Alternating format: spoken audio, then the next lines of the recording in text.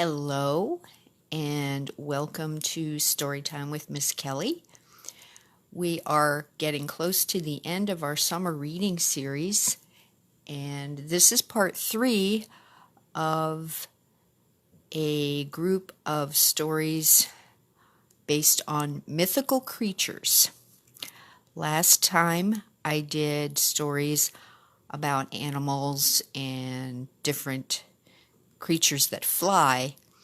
This time we're going underwater.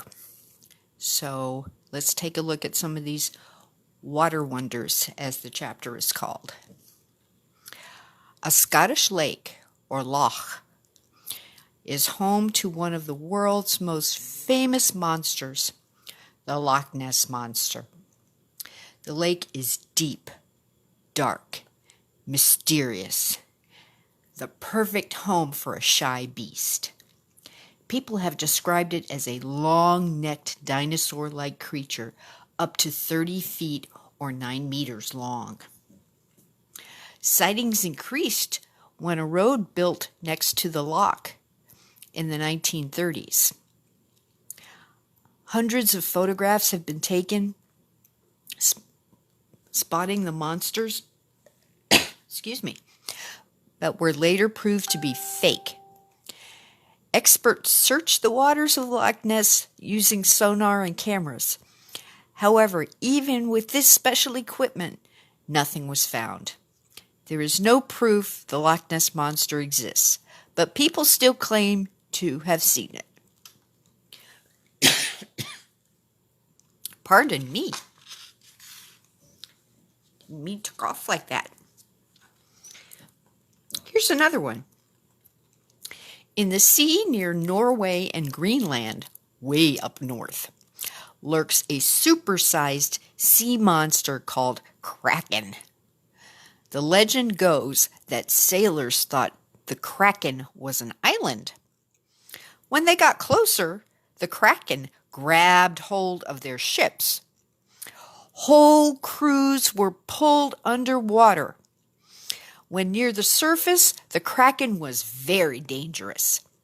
It could cause just as much trouble when it swam down into the seabed. It could suck seawater down around, causing a deadly whirlpool. Many people say the Kraken never existed. They suggest the sailors were more likely to have spotted a real-life sea creature, such as a giant squid or an octopus. And if you look at the picture a little closer, it does kind of look like an octopus. And there have been some octopus and squids that have been very large. And I'm sure if you were scared to death out in the middle of the ocean, you would think something like that was attacking you as well. Here's our last story. Throughout histories, sailors have talked about creatures with the head, body, and arms of a human and the tail of a fish. They are called mermaids and are beautiful but dangerous. They should never be approached, and their sweet song means trouble. People believe that mermaid songs lead ships off course, making them crash into rocks and sink. Seeing a mermaid means that you could drown. Mermaids are also thought to call sailors down into the bottom of the sea to never return. That is a scary thought, because that is some deep, deep, deep, deep water down in the ocean. Here are a couple more. These are kind of interesting looking. This one on the top is called a siren. We all know what a siren sounds like. And this was originally a Greek myth that said there was a sound in the sea, naturally called a siren. These deadly women of Greek mythology used their magical music to lure sailors to them and then drown them underwater. Why do women get such a bad rap? I still haven't figured that out.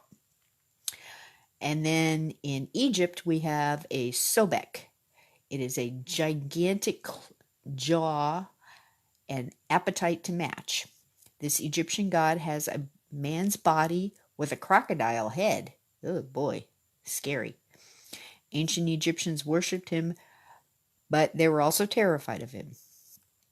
And then in Celtic mythology, that's Scotland, Ireland, in that area, this water horse roams the seas of Scotland.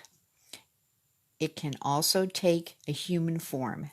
Kelpies are devourous creatures and are best to be avoided. And like the mermaid, Triton has a man's head, chest, arms, and the fish tail. And a messenger of the sea in Greek mythology, he used seahorses to travel throughout the waves. So there are many, many interesting sea creatures in stories and myths. And I hope you enjoyed these stories. This is the front cover of the book where I took the chapter from. This is by Andrea Miller. I have one more summer reading series to go.